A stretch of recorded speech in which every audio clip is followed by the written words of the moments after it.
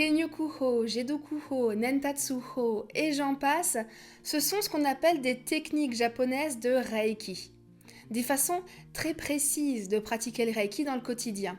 D'ailleurs, le ho à la fin de chaque nom signifie littéralement méthode, une façon de faire, un protocole bien précis. Et en principe, tous les enseignants transmettent ces techniques japonaises de Reiki pendant leur formation.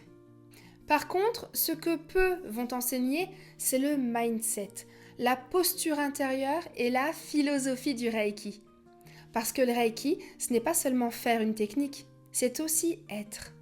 Et aujourd'hui, beaucoup de praticiens Reiki viennent me voir en me disant « Je suis initié, mais je n'arrive pas à pratiquer le Reiki dans ma vie. » Et c'est normal, parce qu'ils tentent de reproduire ces techniques japonaises de Reiki qu'on leur a apprises, mais il leur manque un élément essentiel, l'incarnation.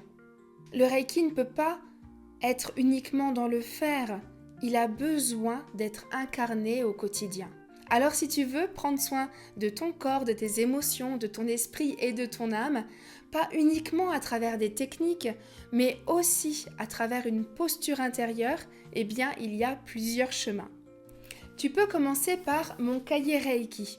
Je t'y propose 24 exercices pour explorer le Reiki au quotidien sous 7 facettes différentes. En plus, tu vois, il y a des très jolis dessins. Et si la philosophie du Reiki t'appelle, il y a mon livre « Les 5 principes du Reiki » où je t'expose chacun des 5 principes.